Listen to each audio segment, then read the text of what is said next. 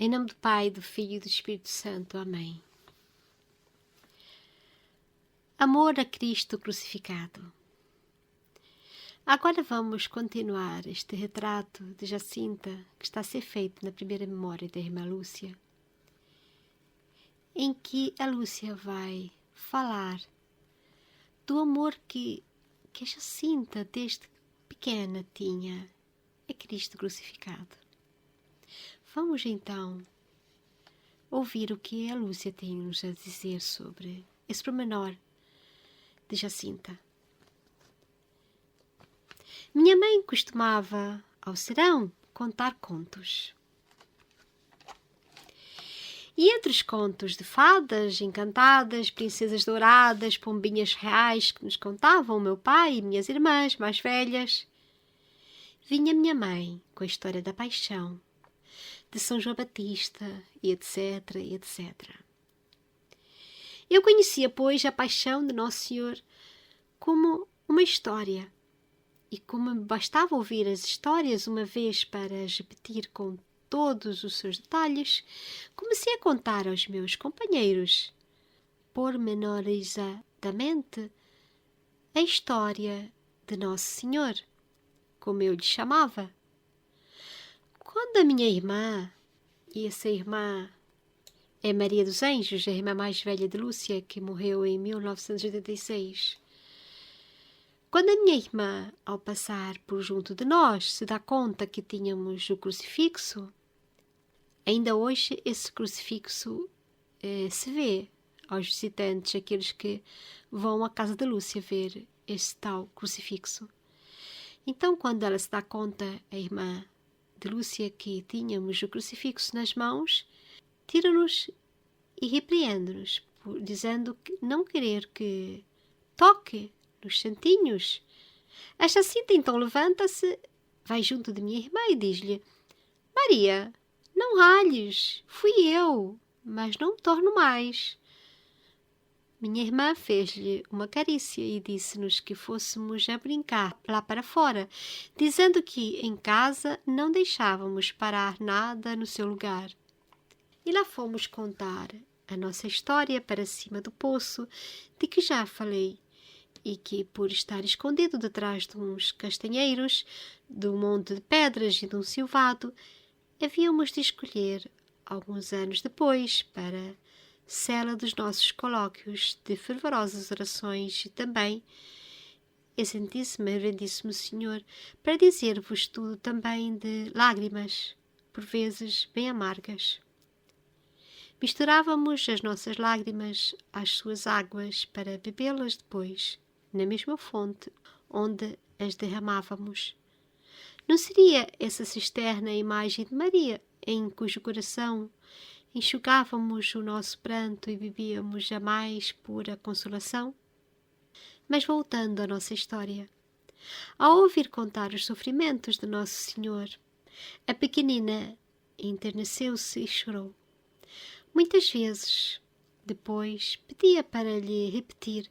Chorava com pena e dizia: Coitadinho de Nosso Senhor, eu não hei de fazer nunca nenhum pecado. Não quero que Nosso Senhor sofra mais. E então, nesta terceira parte, referente ao trato de Jacinta, Lúcia fala do amor a Cristo crucificado. E fala que a mãe tinha o costume de falar da vida dos santos, da vida de Nosso Senhor, da paixão de Nosso Senhor Jesus Cristo, da vida de São João Batista, dos santos, enfim. Enquanto que os outros vinham com aquelas histórias de princesas encantadas, de fadas, a mãe de Lúcia tinha essa vontade de aproveitar qualquer tempo, qualquer momento para falar de coisas sagradas. E por isso, quando aconteceu de a irmã de Lúcia, ver que eles andavam com o crucifixo nas mãos, achou talvez que eles estavam a brincar com o crucifixo e naquela altura as coisas sagradas tinham que ser levadas muito a sério. E talvez a irmã de Lúcia não queria que eles brincassem e até quebrassem o crucifixo. Mas Jacinta, ela disse logo que tinha sido ela que queria ter Jesus Cristo nas mãos. Quer dizer, Jacinta propôs-se logo a defender a Lúcia. Não sei se acusando por verdade ou para a defesa de Lúcia, mas o certo é que Jacinta queria ouvir muito sobre a vida de Jesus, da paixão de Jesus Cristo, da sua crucifixão. E ela pedia então para a Lúcia repetir. E Lúcia, como sabia contar histórias logo depois que ouvia uma história, conseguia repeti-la. Então Jacinta começava a pensar e percebeu logo que não queria fazer sofrer Jesus com os pecados. Que ouvir que tanto sofreu Nosso Senhor, começava a chorar e dizia que não queria que ele sofresse mais com os pecados dela. Isto ensina-nos muito. Eu acho que esta parte da história foi uma parte que mais me emocionou quando li pela primeira vez. Quantas vezes pegamos o crucifixo, olhamos para o crucifixo e temos esta inclinação, como teve a Jacinta, de olhar e pensar na dor de Jesus Cristo, mas não pensar só apenas na dor que Cristo sofreu, mas ir mais além. E Jacinta foi mais além do que fazer apenas uma emoção, sentir a dor de Jesus Cristo. Ela foi mais além. Ela disse que, coitadinho do Nosso Senhor, eu não hei de fazer nunca nenhum pecado. Não quero que Nosso Senhor sofra mais. Jacinta foi mais além. Jacinta não apenas se emocionava com a paixão de Jesus Cristo, ela foi mais além. Ainda criança, ainda não tinha visto Nossa Senhora. Ainda não tinha acontecido nada daquilo que depois aconteceu, mas ela sabia que não é só olhar para o crucificado e estar ali a chorar e dizer quanto Cristo sofreu. Está bem, sim, precisamos meditar na paixão de Jesus. Mas e nós, o que podemos fazer? Jacinta ensina-nos o que podemos fazer. Fazemos isso. Não pequemos mais. Jacinta nos ensina que se temos realmente noção do sofrimento de Jesus na cruz, então tenhamos também conhecimento do que o pecado é capaz de fazer, do que o pecado provoca, do que provoca efetivamente em nós, de forma que Cristo quis sofrer tanto naquela cruz, para nos mostrar essa mancha que este pecado nos faz.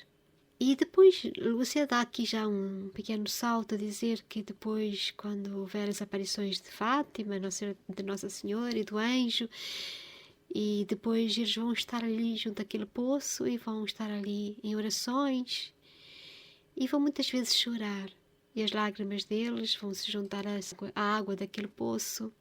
E Lúcia faz uma comparação que aquela cisterna seria a imagem de Maria, em cujo coração enxugávamos o nosso pranto e bebíamos a mais pura consolação.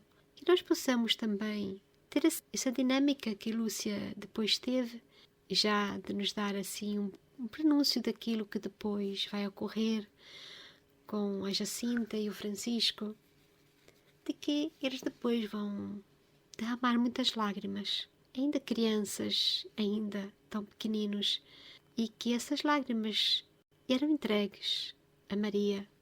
E o coração de Maria enxugava as lágrimas deles. E era no coração de Maria que eles bebiam a mais pura consolação.